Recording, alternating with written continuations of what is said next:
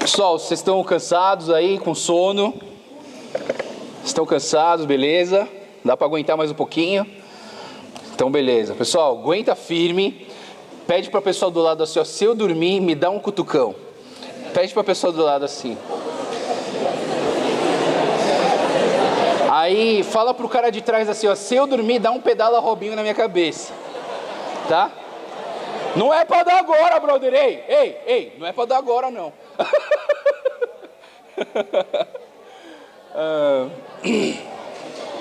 Beleza, pessoal, vamos continuar então o nosso movimento de seguir alguém, de seguir a Jesus, de ser followers de Jesus, né? E assim, queria trazer uma palavra hoje para vocês que fala o seguinte: seguindo um Deus verdadeiro, encontrando Deus em meio ao sofrimento. Existe um ditado aí popular que fala assim: se você não encontrar Deus pelo amor, você vai encontrar Ele pela dor, né? E não sei assim quantos aqui já sofreram para encontrar Jesus um dia, né? E hoje eu queria compartilhar um pouquinho com vocês sobre sofrimento, um pouquinho com vocês sobre como a gente, no meio das nossas dificuldades, no meio das nossas crises, a gente encontra com Jesus. E eu quero contar uma história da Bíblia hoje para vocês, que para mim é uma das mais fascinantes histórias da Bíblia, e que tem muito a ver com a maioria de nós aqui, né? Queria até pedir desculpa para quem não é oriental aqui, que às vezes eu fico puxando muito para o lado oriental, né? Eu puxo porque o meu olho é puxado. Nossa, nada a ver. Mas a ideia é assim: se você você provavelmente aqui nesse acampamento, você que não é oriental, você está se sentindo um pouco oriental, né? Porque você só olha oriental em sua volta, e você pensa assim: acho que meu olhinho está ficando puxadinho, né? Mas eu queria pedir desculpa para vocês que não são orientais, tá? Mas eu queria falar uma história da Bíblia que fala sobre uma pessoa estrangeira que veio morar num outro lugar, que morou num país diferente e que no meio do sofrimento teve um encontro com Deus, né? E falando em sofrimento, assim, eu vi muita coisa já na minha vida em relação a sofrimento. Vou contar uma experiência que eu tive sobre um sofrimento muito grande num país que sofreu muito e que eu tive a oportunidade de ir para lá. Mas eu queria, sempre que eu falo da minha vida missionária, né, eu gosto de contar algumas histórias para vocês conhecerem um pouquinho o que eu passei lá. Lá no Amazonas, um dia eu estava atendendo os meus pacientes, quando chegou uma enfermeira de uma ONG que cuida da saúde indígena. E eu estava com um amigo lá de Marília, da Metodista Livre de Marília, chamado Som. O Som, ele é médico, formado lá em Marília e pediatra. E ele estava comigo naquela ocasião, e aí essa enfermeira chegou com uma criança, um neném de 5 dias. O neném tinha 5 dias e a cabeça dele estava amassada. Tipo, tinha um buraco na cabeça dele assim, não aberto, mas a cabeça dele estava amassada mesmo. E a gente então perguntou assim, o que aconteceu, né, para essa criança estar desse jeito? E aí existe, eu não sei se você já ouviu falar, em uma coisa chamada infanticídio, né? Infanticídio é o ato que algumas tribos, algumas etnias, elas matam crianças recém-nascidas. Se elas nascem com algum defeito, com alguma coisa. Mas aquele menino não tinha defeito nenhum, não tinha nenhuma síndrome, mas ele estava com aquela cabeça machucada. E eu perguntei, o que aconteceu? Ele falou assim, a enfermeira falou assim: nasceu gêmeos. E nessa tribo dos Baniuas, quando nasce gêmeos, a mãe, quando nasce o primeiro, quando nasce o segundo, a mãe pega o neném, leva no mato, dá uma paulada e mata. Porque ela acha que o primeiro vem com tudo que é bom e o segundo vem com tudo que é ruim. E aí ela mata o segundo filho. E uma senhora viu o que estava acontecendo naquela comunidade, uma senhora indígena, ela foi lá, ela pegou aquela criança e levou para a enfermeira, viu para perguntar se dava para salvar essa criança. Aí essa criança começou a descer o rio para chegar até o hospital militar, e aí ela encontrou com a gente, né? E eu falei para ela assim: olha, a gente não tem o que fazer aqui, porque você vai ter que fazer um ultrassom, uma tomografia para ver como que está a lesão lá dentro e tal. E aí a gente tentou explicar e falou assim: o máximo que a gente pode fazer é orar por essa criança, mas provavelmente ela não vai sobreviver, porque o tamanho do trauma é muito grande. Se alguma veia estourou aqui, já era, né? E a gente orou por ele. né? E o nome dele, depois, eu encontrei com ele um ano depois, o nome dele é Josias, e ele estava vivo, e em meio ao sofrimento, em meio a uma coisa, puxa, o menino não tinha culpa de nada, que culpa ele tem de nascer gêmeos? E aí ele nasceu, e depois de tudo isso, e a gente viu que a família que adotou ele não era cristã, essa família se converteu toda para o Senhor Jesus, e no meio do sofrimento e da dor, eles encontraram com Jesus. Sabe, muitos de nós vamos encontrar Jesus na dor. E eu queria contar uma história para vocês, uma história que eu gosto muito. Ela está escrita logo no comecinho da Bíblia, depois do livro de Juízes, que é um livro de uma mulher chamada Ruth, né? E eu queria compartilhar isso com vocês. Eu vou ler a Bíblia, tá? Se você abrir aí comigo, se quiser, mas é rapidinho. Ruth capítulo 1, ele vai começar assim, dizendo: na época dos juízes, houve fome na terra. Um homem de Belém de Judá, com a mulher e 2 filhos, foi viver por algum tempo nas terras de Moabe. O homem chamava-se Elimeleque e a sua mulher Noemi, e os seus 2 filhos Malom e Quilom. Eram efrateus de Belém de Judá, e chegaram a Moabe e lá ficaram, né? Então, essa família, Elimeleque, Noemi, Quilom e Malom, eles então vieram lá de Judá, da terra de Judá. E Israel, esse povo de Israel, de Judá, assim, é um povo muito patriota, sabe? Eles amam a terra deles, eles foram chamados para ser o povo de Deus, e eles têm um orgulho muito grande da sua raça. É um negócio incrível, né? Quando eu fui para Jerusalém, para Israel, foi uma coisa muito, muito, muito estranha, né? Porque para eles, tipo, um alemão, ele tem passaporte alemão, ele é loiro, de olho claro, e cheira chucrutes, não é brincadeira. Mas assim, o alemão tem toda a característica, tem o passaporte, ele é um alemão, né? E ele entra lá em Israel, e ele fala assim, sou alemão, passaporte alemão, tudo beleza. Eu cheguei lá com o professor Saião, lá do Servos de Cristo, e um grupo da minha igreja de coreanos, né? Então a mulher da imigração que me atendeu, ela pegou meu passaporte, né? E ela falou assim, calma aí, o seu passaporte é brasileiro? Eu falei, sim, meu passaporte é brasileiro. Mas o seu nome é japonês? Sim, eu sou japonês.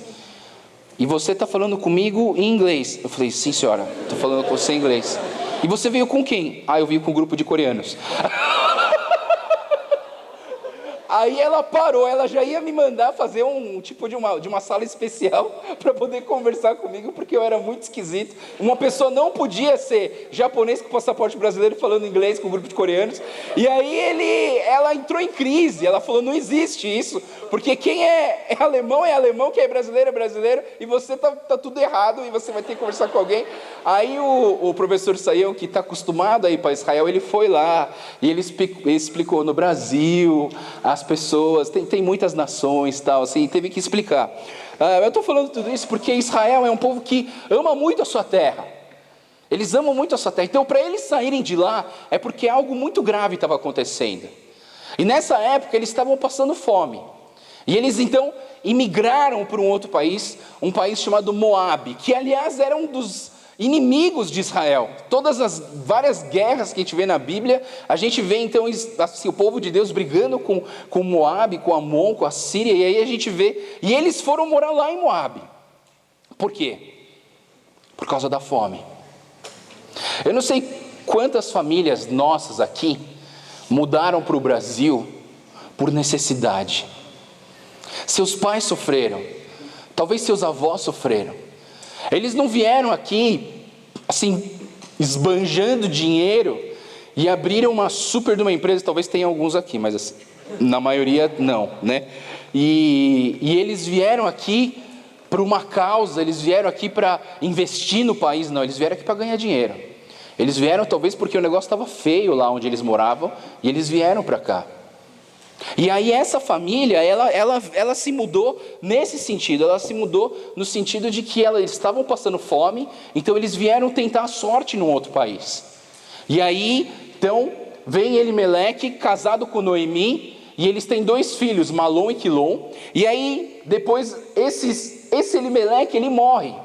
Ele não morre queimado, tá, pessoal? Aquilo foi um efeito que eu coloquei, mas ele não morre queimado, né?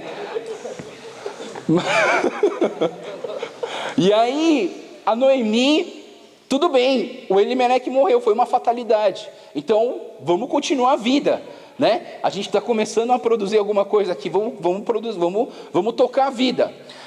Quilom e Malom, então, eles casam com Ruth e Orfa, e a família fica grande, a família fica feliz de novo.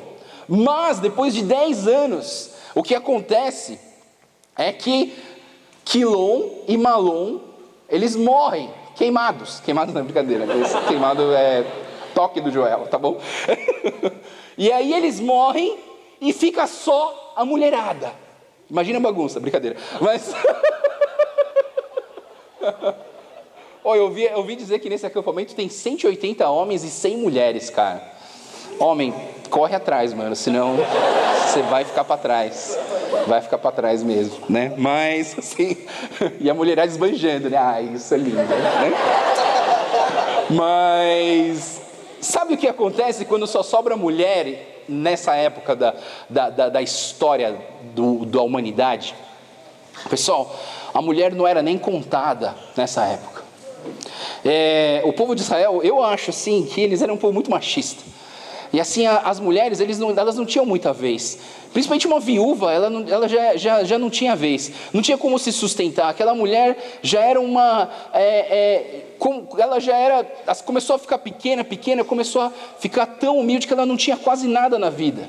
Ela tinha os 2 filhos, que eram homens. Então, esses 2 filhos, beleza, eles vão cuidar de mim. Mas esses 2 filhos morrem. E só sobra a mulherada. Sobra Noemi, Orfa e Ruth. E aí então Noemi, na sua dor, Noemi morando num outro país, eu estou morando num outro país, estou morando num lugar que eu não conheço, não é a minha terra, vim tentar a sorte, e agora morre meu marido, morre meus filhos. Então ela resolveu, vou voltar para minha terra, vou voltar para ajudar. E ela chega para essas 2 noras, e elas falam, a Noemi fala o seguinte: olha, vai para a casa de vocês, vai para os pais de vocês, tenta casar de novo, vocês são novas, eu não posso gerar outros filhos para casar com você, volta para a tua casa. E elas chorando, não. E aí então Orfa decide voltar para sua casa, mas Ruth não. Ruth, ela resolve então ficar com Noemi. Ela sendo uma estrangeira, e ela fala uma frase, essa é a frase do dia, esses são os versículos de hoje. Eu queria que vocês pudessem entender esse versículo, porque em meio ao sofrimento, em meio às dificuldades, provavelmente, se você tiver fé, se você quiser, você vai ter um encontro marcante com esse Deus. E aí então, Ruth 1, 16 e 17 diz o seguinte: não insista comigo, é Ruth falando para Noemi, tá? Não insista comigo que te deixe e que eu não mais te acompanhe. Aonde fores, eu irei. Aonde ficares, ficarei. O teu povo será o meu povo e o teu Deus será o meu Deus. Aonde morreres, morrerei, e ali serei sepultada. E que o Senhor me castigue com todo rigor, se outra coisa que não a morte me separar de ti.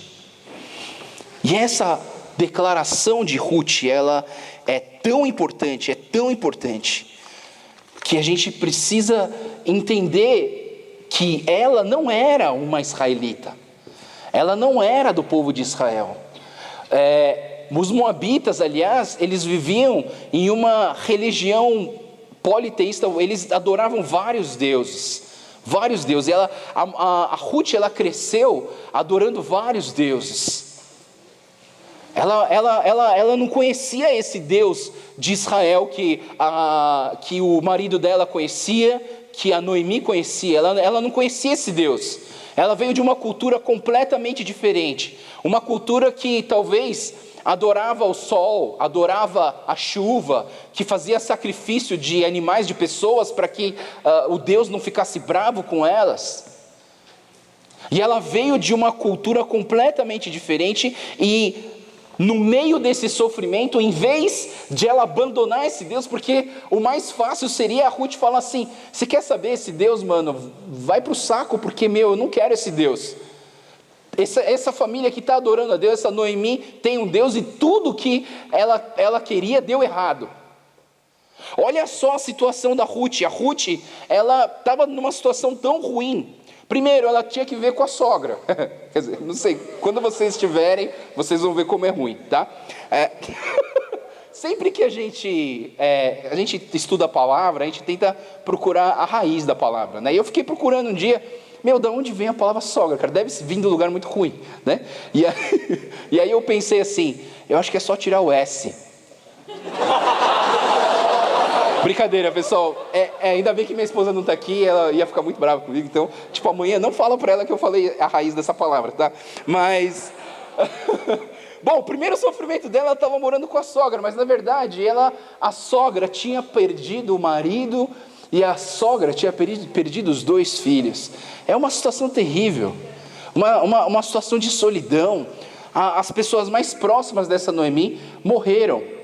Ela estava passando em tempos de fome, né? Saíram de Judá por causa da fome. Em Moabe, sem os maridos, elas estavam passando fome de novo, porque as viúvas, elas sofrem essa parte de sustento. Ruth também ficou viúva, porque o marido dela também morreu. Ela tinha um marido e esse marido morreu. E depois, então, a Noemi estava mudando para um lugar desconhecido, e ela resolveu acompanhar a Noemi nesse lugar desconhecido, e ela tradicionalmente tinha outros deuses que não era esse Deus. Eu pergunto para você, se eu chegasse para você e falasse o seguinte: olha, Jesus Cristo, ele é um Deus, que ele vai fazer tudo dar errado na sua vida. Você vai perder a sua mãe, você vai perder o seu pai, você vai perder o seu emprego, você vai perder a sua saúde. Quer aceitar Jesus no seu coração? Que loucura, não é verdade? É loucura isso. É loucura você pensar que Ruth se converte olhando toda essa situação. É loucura, pessoal, é loucura. Quem vai querer um Deus desse? Quem vai querer um Deus que não vai te dar nada, que não vai te proteger, que não vai te amar, que não vai oferecer coisas para você, coisas que você gosta? Quem vai querer esse Deus? Sabe, e você e eu quero que a gente possa entender hoje o porquê que essa Ruth entregou a vida dela para esse Deus.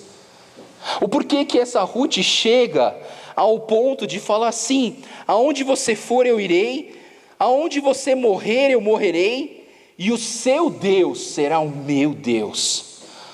Isso é uma declaração que a Noemi faz, uma declaração de conversão. A conversão de Noemi, ela se define na hora em que ela fala: o teu Deus é o meu Deus.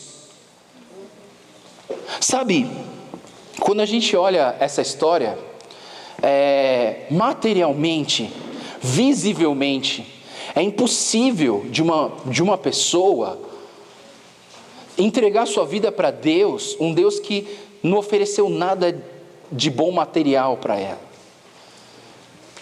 Mas sabe por que a Ruth entregou a vida dela para esse Deus? Porque esse Deus não é um Deus de regras. A maioria das religiões que você conhecer pelo mundo vão te falar o seguinte: existem regras. Para você ganhar isso, você precisa disso. Para você ganhar o paraíso e as sei lá quantas mil virgens, você precisa ser um homem bomba e morrer pelo Deus deles. Para você ganhar isso, você precisa fazer isso. Para você ganhar aquilo, você precisa fazer aquilo. Mas o Deus de Israel não era um Deus de regras, era um Deus da aliança. Se você encontrar na Bíblia, e tem muita gente que tenta encontrar e tenta falar para as pessoas o seguinte: olha, se você aceitar Jesus, tudo na sua vida vai ficar bom. Se você entregar sua vida para Jesus, você vai ganhar um carro. Se você entregar a sua vida para Jesus, você vai passar na faculdade. Aliás, quantos vestibulandos tem aqui hoje? Levanta a mão alto aí. Aí, você já tomou banho hoje, eu acho, né? Eu estava falando ali com a Karen, né? Eu preguei um dia no Mocidade e eu estava falando para eles que tinha muito vestibulando lá. Eu falei, eu quero a lista do nome de vocês, eu quero orar por vocês para você passar no vestibular no final do ano. Porque um acampamento uns 2 anos anterior ao Mocidade, eu tinha pego a lista de todos os vestibulandos e eu falei assim, eu vou orar, porque eu oro de madrugada. De segunda a sexta eu oro das 5h15 até as 7 da manhã. E eu ia colocar o nome dos vestibulandos para orar. E quando eu coloquei no primeiro acampamento, 95% da lista entrou. Eu não sou mágico, pessoal, não sou mágico não, tá? Eu orei, né? Você tem que fazer a tua parte também. A Karen veio para mim e falou, lembra, Joel, que você orou pelos vestibulandos, orou por mim? Eu passei! Ó, legal, né? Então vamos fazer isso de novo. Mas dessa vez eu vou cobrar. Não, brincadeira. Mas assim, você que é vestibulando, depois você vem falar comigo, eu quero anotar o nome de vocês para eu estar orando até o final do ano por vocês, para que vocês possam entrar numa faculdade esse ano, tá? Mas, voltando aqui, esse Deus, ele não é um Deus que promete isso, quem promete é o Joel, brincadeira. Mas, sabe, por que você tem buscado a Deus? Você que já está na igreja há tanto tempo, por que você busca a Deus? Porque você quer alguma coisa?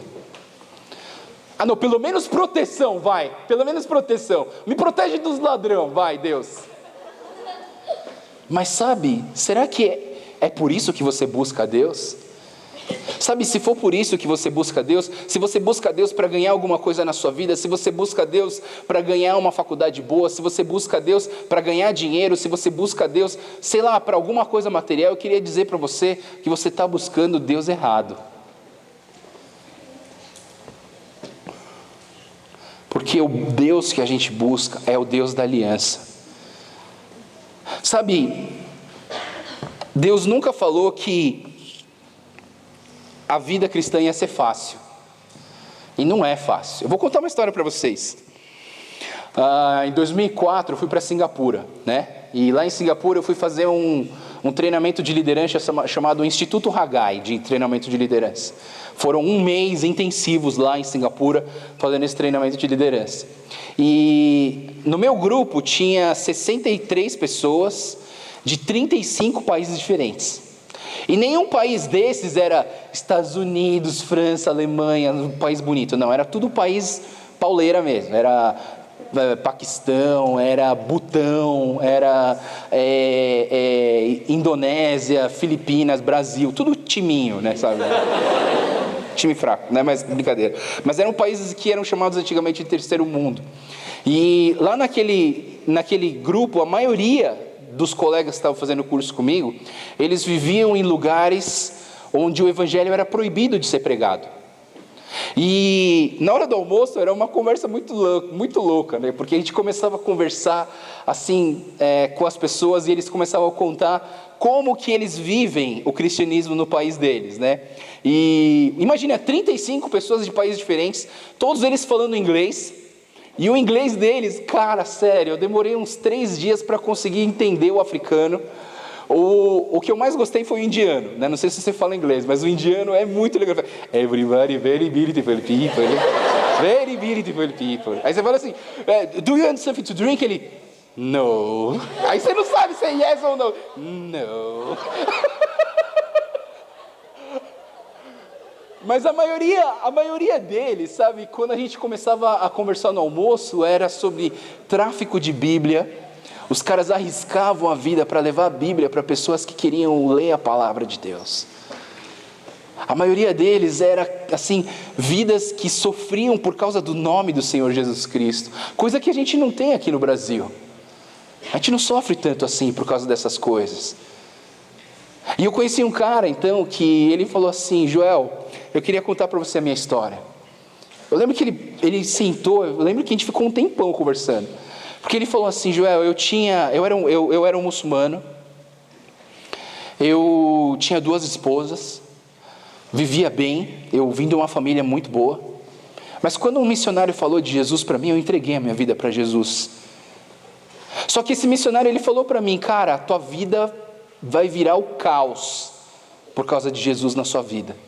Ele falou, não importa, eu encontrei a coisa mais importante da minha vida, que é Jesus Cristo. E aí quando ele se converteu, o que aconteceu? Que ele foi deserdado da família dele, A família dele expulsou ele de casa, sem nada, só com a roupa do corpo. Ele começou a mendigar na rua, porque ninguém queria dar trabalho para ele, porque ele era um traidor. Ele tinha que adorar lá, mas ele estava adorando esse Jesus Cristo, meu, fala sério. Ele é um traidor, todo mundo desprezava, batia nele. E ele viveu mendigando na rua durante mais de um ano, depois que ele se converteu. Depois que ele entregou a vida dele para esse Jesus, que as pessoas falam que se você entregar a tua vida para Jesus, a sua vida vai virar um mar de rosas. Não vai. E ele viveu mendigando durante mais de um ano, até que um grupo missionário pegou ele na rua, viu que ele tinha se convertido e começou a levar ele, a ajudar ele a se restabelecer, deu comida para ele, deu um trabalho dentro da missão, e ele começou a crescer, e ele foi morar em outro país, e aí a vida dele começou a melhorar. Mas sabe, ele não entregou a vida dele para Jesus, porque ele podia ganhar alguma coisa, mas pelo contrário, ele perdeu muitas coisas. E uma coisa que eu tenho aprendido na minha vida, sabe, é que em meio às crises, Deus se torna mais real, mais vivo, mais próximo para aqueles que acreditam nele. Sabe, quando a gente sofre, a gente encontra com Deus de uma forma mais real. Eu falei para vocês que eu fui missionário no Amazonas, e lá no Amazonas eu era um missionário leigo. Missionário leigo é um missionário que não tem o curso de teologia completo. Então eu era um missionário dentista, eu atendia as pessoas com amor, eu pregava o evangelho para elas e elas se convertiam, né? E eu gostava muito da minha profissão, sabe? Porque, de certa maneira, eu levava as pessoas para o céu através da odontologia. Nossa, como, né? Eu vou te falar, é muito interessante. A teoria é meio teoria do Samuel, assim, bem viajante, né? A ideia é o seguinte, pessoal, no inferno, como que a Bíblia descreve o inferno? Que lá vai ter dores e ranger de dentes. Se eu arrancar todos, não vai ter dente para ranger, eles vão para o céu, entendeu? Então era uma boa opção. Brincadeira, pessoal, isso não era. Mas uma coisa muito interessante, né, que tinha quando eu atendia as pessoas, e tem muita gente que tem medo de dentista, né? Então, quando eu pegava aquela injeção para anestesiar, aí a pessoa começava assim, ai meu Deus, ai meu Deus, ai meu Deus. Eu falei, é para isso que eu vim. Para você clamar a Deus, né? Eu vou pegar outra injeção maior para ver se você clama mais alto, né?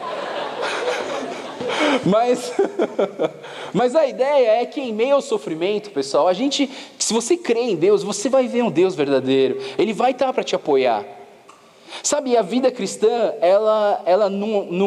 Jesus Cristo nunca falou que a vida cristã ia ser uma coisa fácil. Mas no meio do sofrimento a gente vai encontrar com Deus.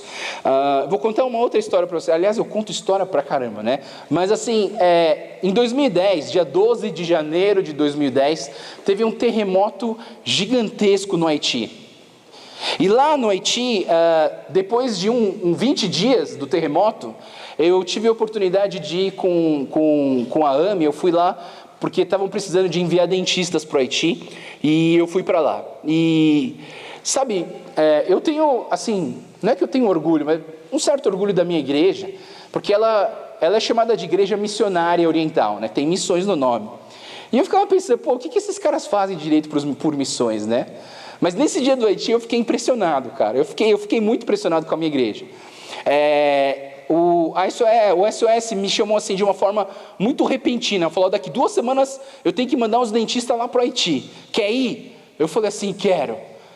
Primeiro orei com a minha esposa, né? Eu falei assim, vai que tem um outro abalo lá e eu morro. E ela falou assim, não, eu acho que Deus está falando. Eu lembro que, amanhã eu vou falar sobre o casamento, vai ser mais fácil de entender isso, né? Mas eu e minha esposa, a gente orou e decidiu que era para ir.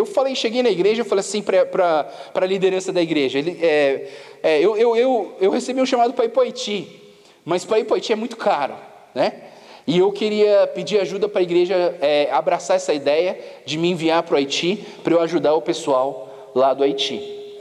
E o pastor falou assim, olha Joel, infelizmente a reunião do presbitério já foi. E essas coisas de pegar dinheiro da igreja para fazer esse tipo de viagem urgente, a gente não tem um caixa especial só para isso. Então eu teria que passar pela junta dos presbíteros. Eu falei, puxa, pastor, então já era? Ele falou, praticamente já era, mas tem uma solução.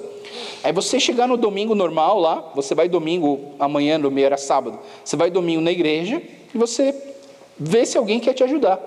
Aí se alguém te ajudar, tiver suficiente, você vai. Eu fiz o orçamento de tudo que eu precisava, tal, né, da passagem. A passagem acho que ia dar mais ou menos uns $3.000. Eu ia ter que comprar material ainda e um dinheiro para sobreviver lá, para comprar as coisas. Talvez eu ia precisar mais total uns $4.500. Aí num domingo eu cheguei lá na igreja, meu pastor falou assim, o Joel recebeu um chamado para ir para o Haiti, e aí é urgente para ir para lá, e eu queria que a igreja pudesse ajudar. Ele vai falar um pouquinho como que foi esse chamado. Aí cheguei lá, expliquei que ia para o Haiti e tal, assim. Então beleza, a gente vai colocar um gasofilácio, uma caixinha especial, para vocês depositarem dinheiro para quem quer ajudar o Joel para o Haiti. Nesse domingo, eu não sei como, eu não sei quem anda com dólar no bolso, não sei como. Tinha $3.000 e R$6.000 naquela caixa. Não sei de onde veio aquele dinheiro, cara. Não sei quem anda com tanto dinheiro no bolso também, né? E aí no outro domingo ainda levantamos mais $3.000 para deixar no Haiti, para a igreja se restabelecer naquele lugar, né? E sabe, foi muito legal essa viagem para o Haiti. Quando eu fui lá, eu vi os destroços, o estrago de lá, né? E eu estava meio preocupado, assim, encontrar as pessoas e ver elas com muito sofrimento. Para mim foi uma experiência ímpar. Eu fui nesse lugar aqui, que era do lado de uma igreja metodista, que era uma escola de enfermagem. Morreu quase 2.000 pessoas lá dentro. E quando eu cheguei lá, eu nunca vou esquecer isso. Você já cheirou cachorro morto, você já cheirou rato morto, passarinho morto, mas o cheiro de gente morta, pessoal, é diferente. É diferente. E nesse lugar, quando eu cheguei nesse escombro, estava saindo uns líquidos assim do meio dos escombros. E aquele cheiro é um cheiro que eu nunca tinha sentido na minha vida. Cheiro de gente morta. E pessoas sofrendo porque perderam seus familiares. E eu fui também, visitei 3 orfanatos. E lá nos orfanatos a gente tinha ido com o propósito de atender os pacientes. O exército ajudou a gente trabalhou junto com a ONU também, foi uma coisa muito legal. E aí a gente começou a visitar os orfanatos. E a gente atendeu dentro de uma igreja muito interessante, que a igreja, nesse sofrimento, nesse terremoto, ela aumentou 30% de membros. Muitos morreram, mas a igreja aumentou, sabe por quê? Porque a religião oficial do Haiti, que era o voodoo, sabe, fazia o que para as pessoas que estão sofrendo? Nada. Mas esse Deus da aliança, ele confortava as pessoas através da palavra de Deus.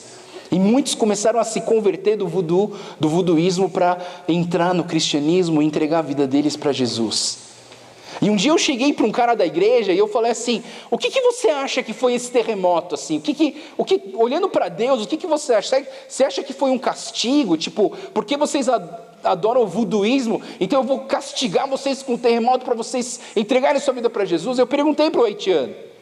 E ele chegou para mim e falou assim, não, Joel, eu acredito que Deus deu esse terremoto para a gente, para que a nossa fé venha aumentar ainda mais em Deus. Cara, aquilo, sabe, comecei a chorar de tanta verdade de uma pessoa que entende Deus, não porque Deus dá as coisas para elas, mas de um Deus que ama elas e sabe que no meio do sofrimento Ele vai estar junto de você. Nesses orfanatos a gente começou a atender e tinha muitas crianças com muitos problemas dentários, né? Porque a criança é pequenininha, elas eram pegas na rua porque os pais morreram e elas estavam perambulando pela rua. E alguns cristãos pegaram essas crianças e criaram esses orfanatos. Agora, criar criança órfã não é fácil. Elas estão sofrendo demais pela perda dos pais. Elas já são, assim, crianças, a gente tem dificuldade de alimentar as crianças. E aí, para acalmar uma criança, às vezes eles começavam a dar bala para elas, porque a bala, ela ficava chupando e parava de chorar. Só que a bala para o dente estava destruindo os dentes, e tinha muito dente estragado. E eu tive que arrancar muitos dentes dessas crianças. E eu lembro que eu e o meu amigo Maurício, que a gente estava atendendo, a gente estava atendendo esses órfãos, e cada vez que a gente pegava aquelas agulhas para dar anestesia, que ninguém gosta, cara, as crianças não faziam um pio, não chorava, tomava de injeção na boa. E eu até fiquei admirado e cheguei para o cara do orfanato e falei assim: cara, essas crianças estão de parabéns, viu? Elas não têm medo da injeção, tal, assim, estou admirado com elas. O cara virou para mim e falou assim: Joel, essas crianças perderam os pais, ficaram perambulando na rua, algumas foram até abusadas, elas estão sofrendo hoje, todos os dias elas choram com saudade do pai e da mãe. Cara, essa sua agulha aí é o menor dos problemas dela. E em meio ao sofrimento, essas pessoas têm encontrado com Jesus. Pessoal, não é fácil seguir a Jesus. Não é fácil. Aliás, se fosse fácil, a gente não ia chamar de seguidores. Ia ser seguir prazeres, sei lá, seguir alegria, seguir... Foi feio essa, né? Desculpa. Mas assim, nós somos seguidores. Sabe, quando Jesus falava para as pessoas sobre a salvação, ele nunca falava que as coisas iam ser fáceis. Tem um texto em Mateus que diz o seguinte: entrem pela porta estreita, pois larga é a porta e amplo o caminho que leva à perdição, e são muitos os que entram por ela. Como é estreita a porta e apertado o caminho que leva à vida, são poucos os que a encontram. E é verdade, pessoal. A porta que a gente entra para encontrar com Jesus, ela é difícil. Dizem que a porta ela é tão estreita e tão pequena que você tem que entrar ajoelhado e de cabeça baixa para você poder entrar nesse caminho. Quando eu era pequeno eu ficava preocupado, porque eu era gordinho, eu falava: eu não vou passar, né? Mas graças a Deus essa porta não é física, senão eu não ia passar. E sabe, Jesus sempre falou: olha, eu vou te enviar no meio dos lobos, mas quando você tiver em dificuldade, eu vou estar do seu lado. Sabe, não entendam Deus como um Papai Noel, que se você comportar durante o ano, Ele vai te dar um monte de presente no final do ano. Deus não é Papai Noel. Deus é o teu amigo, Deus é um pai para você. Deus, Ele sabe que você vai passar por dificuldades, Ele sabe que você vai fazer besteira, Ele sabe que você vai tomar decisões erradas, Ele sabe que você vai sofrer, mas Ele é um Deus que quer estar junto com você. Ele é um Deus que quer te aceitar do jeito que você é. Ele é um Deus que quer pegar na sua mão e enfrentar as dificuldades, que você possa ultrapassar essas dificuldades, segurando na mão de Jesus. Ele é o Deus da aliança. Ele não é o Deus material que vai te dar isso ou aquilo porque você se sacrificou. Ele é um Deus que quer ser um amigo. Ele é um Deus que quer andar com você. E por isso que a Ruth entregou a vida dela para esse Deus. Ela entregou a vida dela para esse Deus, porque esse Deus não é um Deus de regrinhas. É um Deus que falou para ela: Ruth, eu te amo, e eu quero que você viva comigo por toda a eternidade, e onde você for eu irei, aonde você morrer eu morrerei, eu quero estar com você. Esse é o Deus de Israel, que quer andar com você, que quer viver com você, que quer dar força na hora da dificuldade, que quer pular de alegria na hora da felicidade. Esse é o Deus que a gente vai adorar. Esse é o Deus que a gente quer seguir. A Ruth entregou a vida para esse Deus, porque se fosse um Deus que dava coisas materiais, ela tinha vários na vida dela. Sabe, não olhe para Deus como um saco vermelho de um cara barbudo com barba branca, que nem um cara que vem me abraçar hoje com os hashtags. Sabe, Ele é um Deus que te ama e quer andar com você. Ele quer andar com você. Sabe, a vida ela não é fácil, e quando a gente olha para Jesus, a gente vê que a vida também não é fácil. Quando Jesus Cristo estava sendo crucificado, na verdade é uma questão teológica bem complexa, pelo menos para mim é complexo, né? Talvez para o Alexandre é um pouco mais fácil, que ele é mais estudioso, né? Mas para mim é uma questão muito complexa, sabe? Quando Jesus Cristo estava na cruz, a gente sabe que Jesus Cristo, na sua vida terrena, Ele era 100% homem e ele era 100% Deus.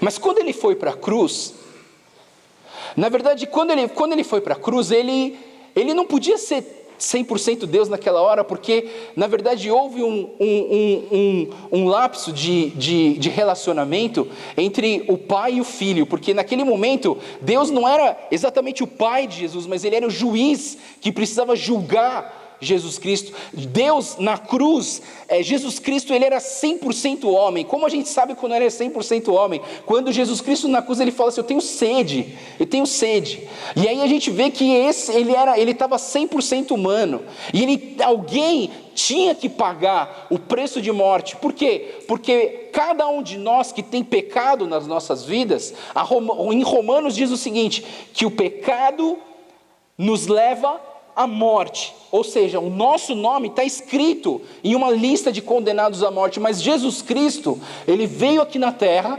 ele apagou o nosso nome e colocou o nome dele lá. O sofrimento de Jesus não foi um sofrimento de um Deus, porque sendo Deus, ele não ia sentir as coisas, ele era 100% humano. Não era mais o pai que estava cuidando do filho, era o juiz que estava julgando a humanidade. E o peso da ira de Deus veio sobre Jesus, e Jesus pagou o preço de morte que nós merecíamos aquela morte, por causa do nosso pecado. Mas Jesus Cristo tomou o nosso lugar, e Ele morreu numa cruz, e naquele instante onde Ele está crucificado, onde Ele está sofrendo, Ele fala uma frase que dói no meu coração, uma frase que, sabe, quando eu lembro, eu fico assim muito quebrantado. Ele fala: Eli, Eli, lama sabachthani, que significa o quê? Meu Deus, por que me abandonaste? E na verdade essa frase é um pedacinho do Salmo 22. E sabe, quando você abre no Salmo 22, sabe, eu vou falar para você um dia ler ele inteiro, eu vou ler só 3 versículos, mas o Salmo 22, ele diz o seguinte: meu Deus, por que me abandonaste? Por que estás tão longe de salvar-me? Tão longe dos meus gritos de angústia? Meu Deus, eu clamo de dia, mas não me respondes, de noite e não recebo alívio. Tu, porém, és o santo, és rei, és louvor de Israel, e em ti os nossos antepassados puseram a sua confiança, confiaram e os livraste. Sabe, Jesus Cristo ali na cruz, Ele está clamando: Deus, você me abandonou, sim, Ele abandonou, porque naquele momento, Jesus Cristo precisava pagar o preço de morte de todos nós. E você vem falar para mim que a vida cristã é fácil? Que seguir a Jesus é fácil? Não é fácil, pessoal. Você está vivendo na sua escola e os amigos querem te levar para o mau caminho. Você sabe que aquilo é errado. E quando você fala para eles assim: não, eu não quero, eles começam a zoar com você. Eles começam a te desprezar: não chama mais esse aqui, que esse aqui não vai andar mais comigo. A gente começa a sofrer um isolamento, a gente começa a sofrer depreciação, perseguição das pessoas, bullying das pessoas. Por quê? Porque a gente resolveu agora andar com Jesus, andar em santidade, andar em pureza de vida. Pessoal, você pensa que ser cristão é fácil? Quando você entrega a sua vida para Jesus, provavelmente você vai perder alguns amigos na sua vida, porque eles não queriam viver essa vida, porque domingo eles queriam estar dormindo, porque sábado foi a balada e domingo eles não vão para a igreja, porque eles estão com sono, eles querem dormir. E você vai acordar de manhãzinha para ir na igreja? Sabe, a vida cristã não é fácil. É fácil aqui no acampamento, aqui onde todo mundo é crente, aqui onde todo mundo ama Jesus, aqui é fácil. Onde todo mundo adora o Senhor, é fácil. Depois que acabar esse acampamento, se você aqui decidir nesse lugar, nesse acampamento, seguir a Jesus, você vai ver o quão difícil é seguir a Jesus. Seguir a Jesus é entrar pela porta estreita. Seguir a Jesus é andar pelo caminho estreito, pela porta estreita. Em Então quando Ruth ela fala, o teu Deus será o meu Deus, ela está se convertendo e ela está entregando a vida dela para Jesus. E mesmo que as coisas piorem, eu quero andar com esse Deus. E se você ler o livro de Ruth, que é bem curtinho, dá uma lida, você vai ver que a sorte da Ruth e da Noemi começa a mudar. Elas começam a melhorar, a vida delas, a vida material começa a melhorar. Mas a Ruth não estava procurando os bens materiais. A decisão de Ruth foi, eu vou andar com esse Deus. E essa ideia é a ideia de salvação, é a ideia de conversão. E eu termino hoje a palestra dizendo uma frase do pastor Ed René que diz o seguinte: a salvação não é apenas uma questão de confissão de fé ou de acreditar em algumas coisas, mas de relacionamento dinâmico e consequente com Deus por intermédio de Jesus e sobre a ação constante do Espírito Santo de Deus. Então a conversão, pessoal, é a nossa decisão em andar com Jesus, em seguir Jesus, em seguir os seus passos, em seguir a tua palavra, em viver aquilo que Ele fala para a gente viver. Vamos seguir a Jesus. Senhor Deus, muito obrigado, Pai. Mais uma vez que nós temos a oportunidade de pensar e refletir na tua palavra. Obrigado, Deus, porque o Senhor fala através da vida de Ruth, como ela se converteu, como ela entregou a vida dela para o Senhor, não para ganhar alguma coisa, mas ela entregou a vida dela para o Senhor, porque ela conseguiu enxergar em Ti o Deus da aliança, o Deus da amizade, o Deus do amor, o Deus do vamos andar juntos. Deus, obrigado, Pai, porque o Senhor é verdadeiro nas horas alegres, nas horas tristes. Obrigado, Deus, porque no meio do sofrimento nós podemos encontrar a Tua mão e segurar na Tua mão e nos apoiar em Ti.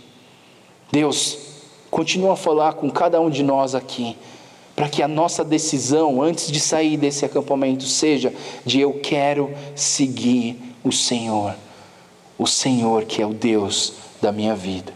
Toca nos nossos corações, Pai, fala conosco, é o que nós te pedimos e clamamos, em nome do Senhor Jesus, amém.